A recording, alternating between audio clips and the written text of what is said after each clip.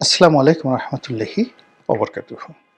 সম্মানিত দর্শক, ব্রিটেনের অনেকগুলো বিশ্ববিদ্যালয়, সম্ভবত ৯টি, তারা সিদ্ধান্ত গ্রহণ করেছে যে তারা আর বাংলাদেশি ছাত্রদেরকে ভর্তি করাবে না।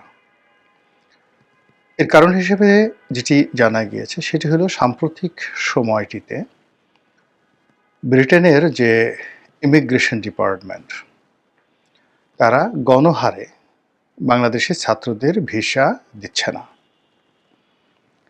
তো এর ফলে কি হলো, যে বিশ্ববিদ্যালয়গুলো ছাত্র ভর্তি করাতো তাদের সুনাম সুখ্যাতি নষ্ট হয়ে যাচ্ছে। এবং ব্রিটেনের যে নিয়ম, সেই নিয়ম অনুযায়ী বিশ্ববিদ্যালয় কর্তৃপক্ষকে একটি সুযোগ দেয়া হয় যে নির্দিষ্ট সংখ্যক বিদেশি ছাত্র তারা ভর্তি করাতে পারবে। তো এইটাকে ভিত্তি করে ব্রিটেন একটা বিরাট এডুকেশন বাণিজ্য বা শিক্ষা বাণিজ্য গড়ে উঠেছে। তারই প্রেক্ষিতে বাংলাদেশের যারা ছেলেমেয়েরা ব্রিটেনের বিশ্ববিদ্যালয়গুলোতে ভর্তি হন, ভর্তি হওয়ার পর তারা সে অনুযায়ী একটা অফার লেটার দেয়, এবং সেই অফার লেটার দেওয়ার পরে দেখা গেল যে সেই অফার লেটার নিয়ে স্থানীয় দূতাবাসে যখন দরখাস্ত করা হয়, তখন ভিসা হয়ে যায় বা ভিসা রিফিউজ হয়ে যায়। তো এক্ষেত্রে দেখা গেল যে বিশ্ববিদ্যালয় কর্তৃপক্ষগুলোকে এই যে অবারিত একটা সুযোগ দেওয়া হয়েছে অফার লেটার দেওয়ার, এটার জন্য সেখানকার ইমিগ্রেশন ডিপার্টমেন্ট তাদেরকে একটা নিয়ম করে দিয়েছে। সে নিয়ম হলো যে তারা যে সকল ছাত্র ছাত্রীদেরকে সেই ভর্তির জন্য অফার লেটার পাঠাবে, তারা যদি সেই গণহারে রিফিউজ হতে থাকে, সম্ভবত এটির সংখ্যা 5%, অর্থাৎ এই বছর ব্রিটেনের কোনো একটি বিশ্ববিদ্যালয় 100 জন ছাত্র ভর্তি করানোর জন্য অফার লেটার পাঠালো, এর মধ্যে যদি 5 জনের সেই ভিসার দরখাস্ত বাতিল হয়ে যায়, তাহলে এটা মোটামুটি সহনীয়। কিন্তু যদি খুব বেশি ভিসার সেই আবেদন প্রত্যাখ্যান হয় এবং 5%-এর বেশি হয়, 10%, 20%, তখন সেই বিশ্ববিদ্যালয়গুলোর যে সুযোগ, আন্তর্জাতিক ছাত্র ভর্তি করার যে সুযোগ, সেটি নষ্ট হয়ে যায়। সাম্প্রতিক সময়ে যেটি দেখা গিয়েছে যে ওই 9টি বিশ্ববিদ্যালয়ের যে সকল যে বিদেশি ছাত্র ভর্তি করার যে তারা অফার লেটার দিয়েছিল, সেই অফার লেটারগুলোর মধ্যে 22% রিফিউজ হয়েছে, এবং তার সবগুলোই বাংলাদেশের। ইট মিনস যে ধরুন ওই বিশ্ববিদ্যালয় যদি সারা দুনিয়া থেকে 100 জন সেই ছাত্রছাত্রী তারা ভর্তি করানোর জন্য অফার লেটার দিয়ে থাকে, তো সেই অফার লেটারগুলোর মধ্যে 22টি অফার লেটার বাদ হয়ে গেছে, এবং এই 22টি অফার লেটারগুলোর মধ্যে আবার সবগুলি বাংলাদেশের। ফলে কেবলমাত্র বাংলাদেশের জন্য তাদের এই যে একটা বিরাট সুযোগ, আন্তর্জাতিক ছাত্র ভর্তি করানোর যে সুযোগ, তার সঙ্গে সঙ্গে তাদের ক্রেডিবিলিটি অ্যান্ড ক্রেডেনশিয়ালিটি, এটি মারাত্মক হুমকির মধ্যে পড়েছে। এর জন্য এই 9টি বিশ্ববিদ্যালয় তারা সিদ্ধান্ত নিয়েছে যে এখন থেকে তারা আর বাংলাদেশের ছাত্র ভর্তি করাবে না।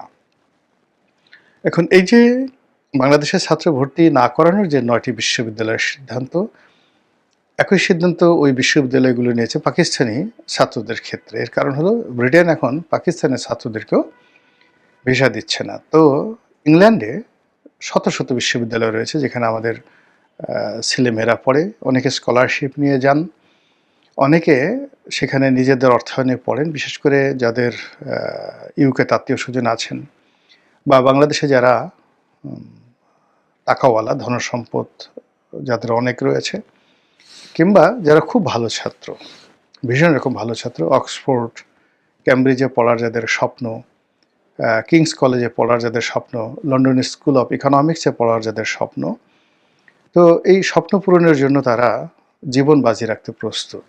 এই 9টি বিশ্ববিদ্যালয় যে সিদ্ধান্ত নিল, এটি যদি অন্যান্য বিশ্ববিদ্যালয়গুলো নেয় এবং তার প্রেক্ষিতে যদি পুরো ব্রিটেনে বাংলাদেশি ছাত্রদের ভর্তির যে বিষয়টি এটি ঝুলে যায়, তাহলে এর চাইতে আর অবমাননাকর কিছু হতে পারে না। গত 14 মাস ধরে আমাদের পাসপোর্টের যে করুণ দশা, এটি কেবলমাত্র ভুক্তভোগী যারা তারা বলতে পারবেন, যারা নিয়মিত বিদেশ ভ্রমণ করেন, বলতে গেলে মাসে কয়েকবার করে।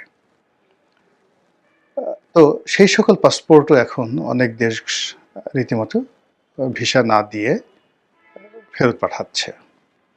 এর ফলে ব্যবসা বাণিজ্য তো মানে বন্ধ হচ্ছে, সারা পৃথিবীর যে দুয়ার বা সারা পৃথিবীর যে দরজা, এটি ক্রমশ বাঙালিদের জন্য নষ্ট হয়ে যাচ্ছে। এবং যে সকল দেশে আমরা অহরহ যাই, ভারতের সাথে আমাদের ভিসা এখন নাই বললেই চলে। এর বাইরে সিঙ্গাপুরে খুব ঘন ঘন মানুষ, আমাদের দেশের মানুষ যাতায়াত করতো, মালয়েশিয়া, ব্যাংকক মানে থাইল্যান্ড, এরপর মালদ্বীপ, শ্রীলঙ্কা, এ সকল দেশে খুব অহরহ আমাদের যাতায়াত হতো। তো সেই সকল দেশে আমাদের এখন যে বিদেশ গমন, এটা মারাত্মকভাবে কমে গিয়েছে। কয়েকটি দেশ আমাদেরকে অন অ্যারাইভাল ভিসা দিত, যারা বাংলাদেশ থেকে যেত, ভিসা দরকার হতো না, এয়ারপোর্টে গিয়ে একটা নির্দিষ্ট পরিমাণ ফি দিলে তারা অন অ্যারাইভাল ভিসা পেতেন। যেমন মালদ্বীপ, শ্রীলঙ্কা, নেপাল, ইন্দোনেশিয়ার বালি যে ডেনপাসার এয়ারপোর্ট রয়েছে সেখানে, জাকার্তা নয়, বালি। তো এরকম আরও অনেকগুলো দেশ আছে যেখানে অন অ্যারাইভাল ভিসা দেওয়া হতো। এখন বলতে গেলে সব অন অ্যারাইভাল ভিসা বন্ধ করে দেওয়া হয়েছে।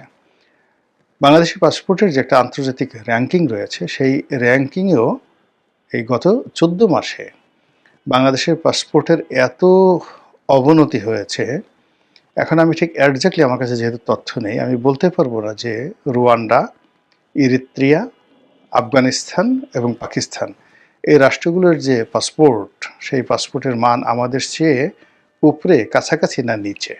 আমরা এখন ঠিক সেই পর্যায়ে চলে গেছি। কেউ কেউ বলার চেষ্টা করেছেন যে গ্লোবাল র্যাঙ্কিং এখন সম্ভবত 146 নম্বরে আমরা আছি। একজ্যাক্টলি তথ্যটা আপনারা দেখে নেবেন।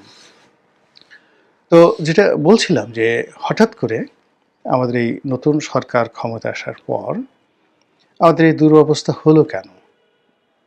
আমাদের তো এরকম হওয়ার কথা নয়। আমাদের তো ইউরোপে অবারিত দ্বার হওয়ার কথা। আমেরিকার মানে নো ভিসা রিকোয়ার্ড, বাঙালিদের জন্য আমেরিকার দরজা খুলে যাওয়ার কথা, যেখানে ডক্টর মোহাম্মদ ইউনূস রয়েছেন।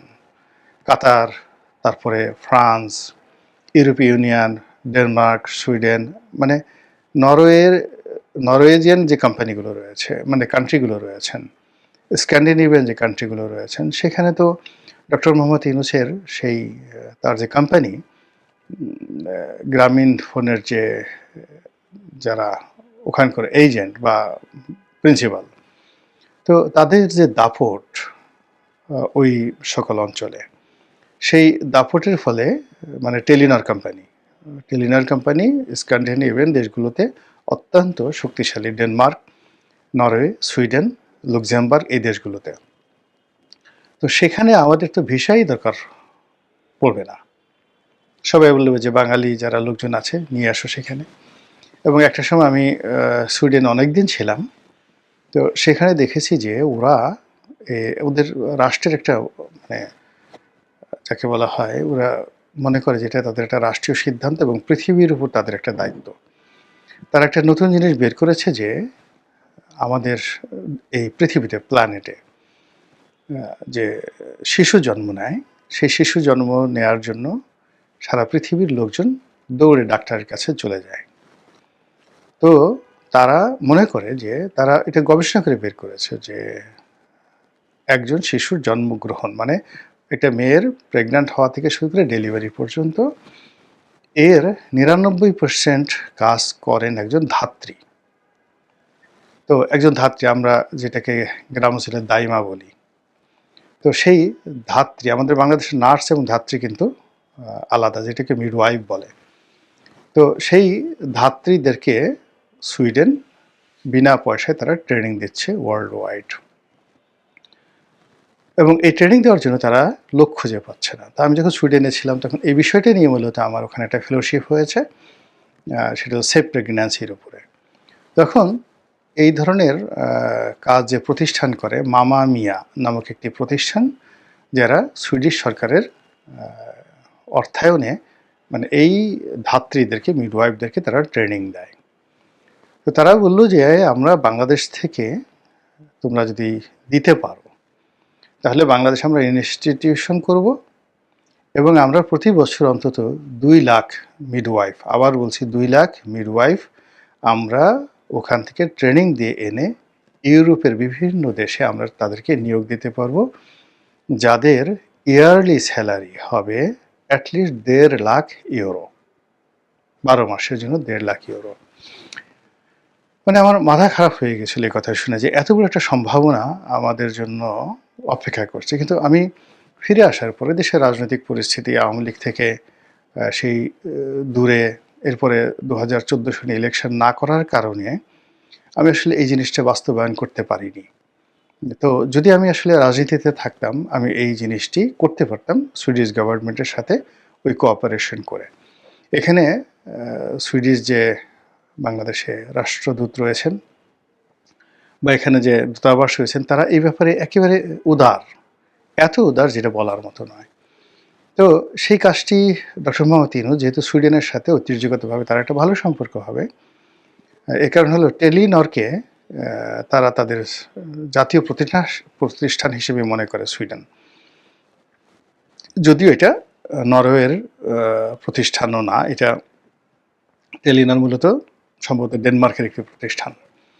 তো এনিওয়ে, এখন সেই জায়গাতে ডক্টর মোহাম্মদ ইউনূস সুইডেনে এত সুযোগ রয়েছে, নরওয়েতে এত সুযোগ সুবিধা রয়েছে, তারপরে ডেনমার্কে তো অবারিত, ডেনমার্কে যে কত সুযোগ রয়েছে এটা বলার মতো নয়। ইউরোপের যে বড় বড় কোম্পানিগুলো এসব কিন্তু ডেনমার্কের।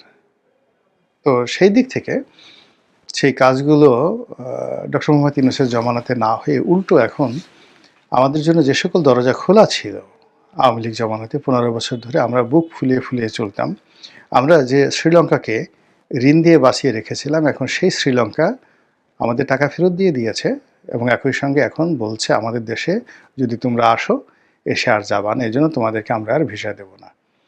এই যে অপমান, এই অপমান কল্পনাই করা যায় না। কেন এরকম হলো? এখন বোঝার চেষ্টা করুন যে আমাদের দেশের ধনিক সম্প্রদায় তারা তাদের ছেলে মেয়েদেরকে সাধারণত ইংরেজি মাধ্যমে পড়ান। তাদের একটা উদ্দেশ্য থাকে ছেলে মেয়েকে বিদেশে উচ্চশিক্ষার জন্য পাঠাবেন। কিন্তু এ লেভেল করার পরে বা ও লেভেল করার পরে সাধারণত আমাদের যে ধনাঢ্য শ্রেণী তারা যে বিদেশে পাঠায়, যারা এই টোটাল সোসাইটিকে বাঁচিয়ে রাখে।